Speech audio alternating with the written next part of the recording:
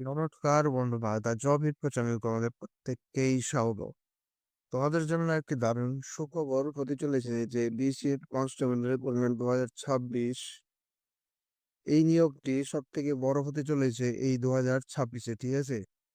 এখন পোস্ট রয়েছে, কেন বলছে, কারণ পোস্ট রয়েছে খালি আর কি, ভ্যাকেন্সি রয়েছে তোমাদের 17,000 প্লাস, ঠিক আছে। এবং এডুকেশন কোয়ালিফিকেশন শুধু 10 পাস হলেই হবে। তোমরা যদি কেউ 12 পাস হয়ে থাকো বা কেউ গ্রাজুয়েশন করো, তারাও এই ফর্মটি ফিল আপ করতে পারো, ঠিক আছে। মেল এবং ফিমেল উভয়ে তোমরা এই ফর্মটি ফিল আপ করতে পারবে। তো কিভাবে তোমরা এই ফর্মটি ফিল আপ করবে এবং কি কি রয়েছে ক্রাইটেরিয়া এই ফর্মটি ফিল আপ করার জন্য, তো তোমরা এই ভিডিওটি শেষ পর্যন্ত দেখো, তাহলেই বুঝতে পারবে, ঠিক আছে। এবং তোমরা যদি এই চ্যানেলটিকে সাবস্ক্রাইব না করে থাকো, তাহলে এখনই চ্যানেলটিকে সাবস্ক্রাইব করে নাও। তো চলো আমরা দেখে নিই নেক্সট কি তথ্য হয়েছে।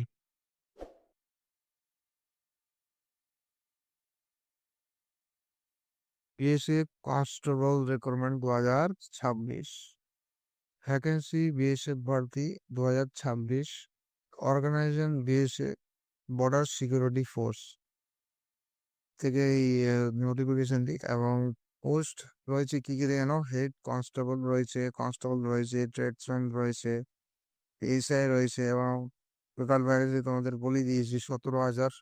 অ্যাপ্লাই মোড তোমাদের থাকবে অনলাইনে, ঠিক আছে। এবং অল ইন্ডিয়া ক্যান্ডিডেট, তোমরা যে কোনো রাজ্য, যে কোনো জেলা থেকে তোমরা এই ফর্মটি ফিল আপ করতে পারবে। নেক্সট, এই কনস্টেবল রিক্রুটমেন্টের তোমাদের পে লেভেল দেখানো 21,700 থেকে 69,100 পর্যন্ত তোমাদের বেতন থাকবে। এবং এজ লিমিট তোমাদের, মিনিমাম এজ তোমাদের 18 তো হতেই হবে এবং ম্যাক্সিমাম 27।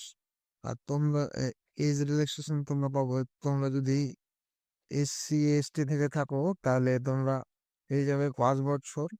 হ্যাঁ, 5 বছর মানে 27, 5-এ 32 বছর। এবং তোমরা যদি তোমার ওবিসি থেকে হয়ে থাকো, তাহলে তোমরা পেয়ে যাবে 3 বছর, মানে 30 বছর পর্যন্ত তোমাদের এজ রিল্যাক্সেশন। এখন সিলেকশন প্রসেসটা দেখে নাও। ফিজিক্যাল টেস্ট তোমাদের হবে প্রথমে, তারপর রিটেন এক্সাম হবে। ফিজিক্যাল টেস্ট মানে ওই তোমাদের রান টান করতে হবে আর কি, হ্যাঁ। স্কিল টেস্ট তারপর হবে, এবং ডকুমেন্ট ভেরিফিকেশন, তারপর মেডিকেল টেস্ট। ব্যাস, তাহলেই তোমরা এই পদে নিয়োগ হয়ে যেতে পারবে। একজন ফিজিক্যাল স্ট্যান্ডার্ডটা দেখে নাও আর কি। PST is online measurement test, ঠিক আছে। হাইট তোমরা দেখে নাও। জেনারেল জন্য, জেনারেল ওবিসি এসসি জন্য তোমাদের 170 সেমি লাগবে, এবং এসটির জন্য তোমাদের 162.5 লাগবে। আর ফিমেলের জন্য তোমাদের জেনারেল ওবিসি এসসির জন্য তোমাদের 157 লাগবে সেমি, এবং এসটির জন্য 150 সেমি লাগবে। চেস্ট দেখে নাও। মেলের আনস্পেক্টেড কি আর 40 সেমি এমনি তোমাদের থাকতে হবে চেস্ট। এবং তোমাদের এক্সপ্যান্ড করে আর কি, ফুলিয়ে তোমাদের 5 সেমি ফোলাতে হবে, মানে 85 সেমি। তোমাদের যে 85 সেমি থাকে, মানে 5 সেমি তোমাদের ফোলাতে হবে। আর মিনিমাম তোমাদের 80 সেমি তোমাদের চেস্ট হতেই হবে, নাহলে তোমরা ফিটে গণ্য বলে হবে না। ওই তোমাদের দেখে নিতে হবে। Physical efficiency test, physical fitness, stamina, no marks but mandatory quality.